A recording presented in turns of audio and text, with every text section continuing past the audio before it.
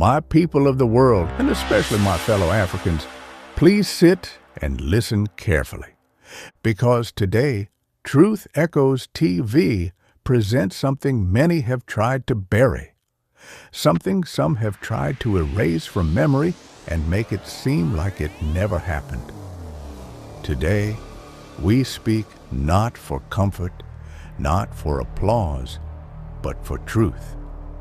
And today's message is titled, XENOPHOBIA Attack Exposed, the Truth History Will Not Forget. Before we talk about the anger of today, we must return to the memories of yesterday, because history does not disappear simply because silence tries to cover it. There was a time when oppression weighed heavily on human dignity, when freedom was only a dream whispered in fear, and when South Africans were forced to fight not just for land, but for their humanity. In 1960 in Sharpeville, men and women marched peacefully, asking only to live as human beings without passes controlling their movement. Guns answered their courage. 69 lives fell under the dust that day. Families were broken. Hope was soaked in blood. Then came 1976 in Soweto. Children, young students, stood up against a system that tried to decide their future and even their language.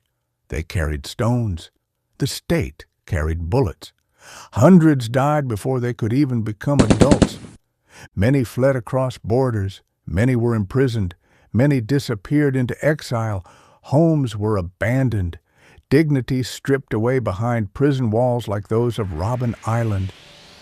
South Africans were forced to run from their own land just to survive. But even in that darkness, one truth remained. South Africa did not stand alone. When much of the world hesitated, Africa stood up. Nigeria did not offer sympathy alone. Nigeria sacrificed. During the 1970s and 1980s, ordinary Nigerian workers contributed financially through what became known as the Mandela tax, giving part of their salaries to support the liberation struggle. Nigerian universities opened their doors to South African students in exile, giving education when it was denied at home. Nigerian leaders fought diplomatic battles internationally, pushing sanctions and isolating the oppressive regime. Zambia opened its borders and hosted liberation fighters, knowing full well that bombs and retaliation could follow. Tanzania, under Julius Nyerere, became a training ground for freedom movements, offering shelter and political support despite its own economic struggles. After gaining independence in 1975, Angola and Mozambique allowed liberation movements to operate from their soil, risking instability and war.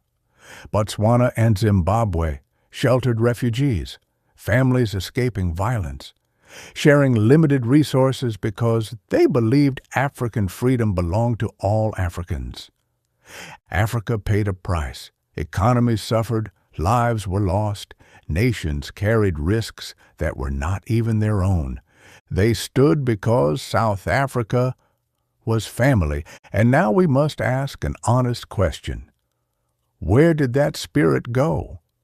Today, South Africa is free, but new shadows have appeared.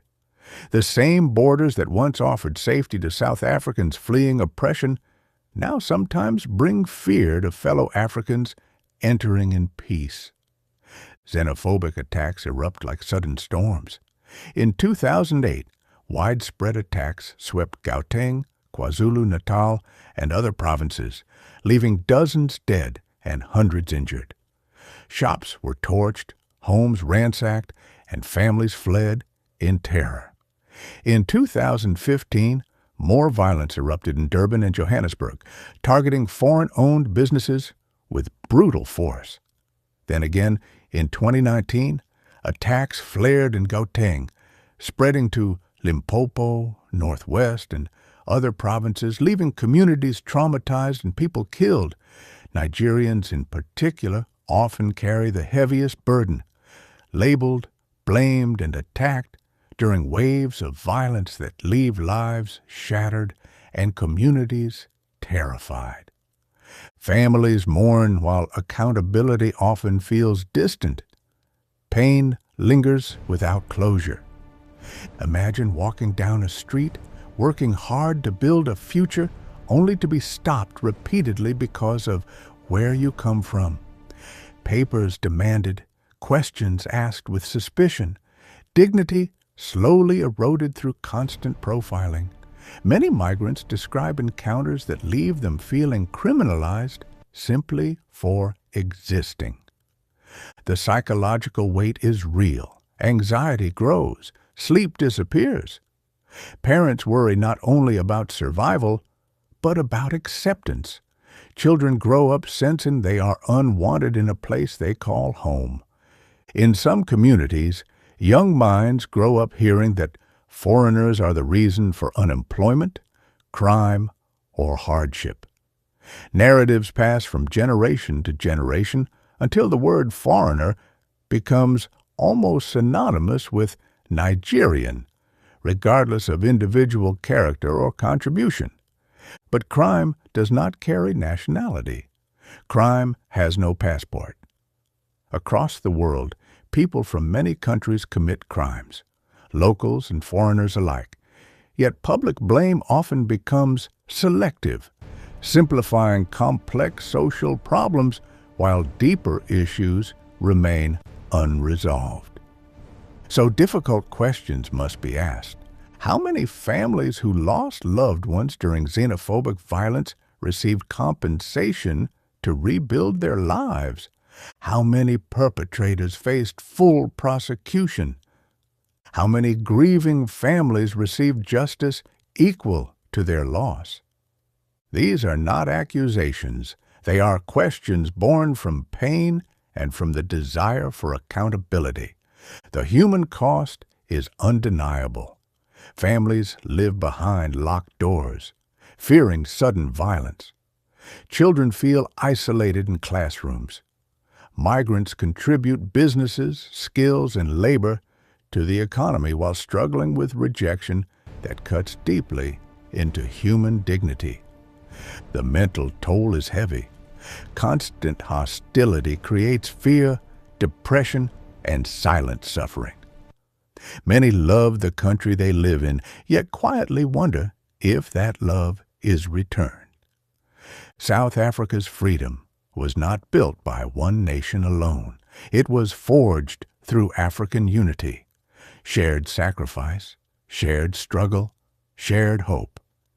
History cannot be remembered only when convenient. Unity cannot end once freedom is achieved, because freedom loses its meaning when dignity stops at the border. We must remember who we are, one continent connected by struggle and destiny. Reflection is necessary. Responsibility is necessary. Healing is necessary. Africa once stood together, so freedom could rise. Perhaps the time has come to stand together again, not in anger, but in remembrance and truth. This is Truth Echoes TV, where history speaks and truth echoes.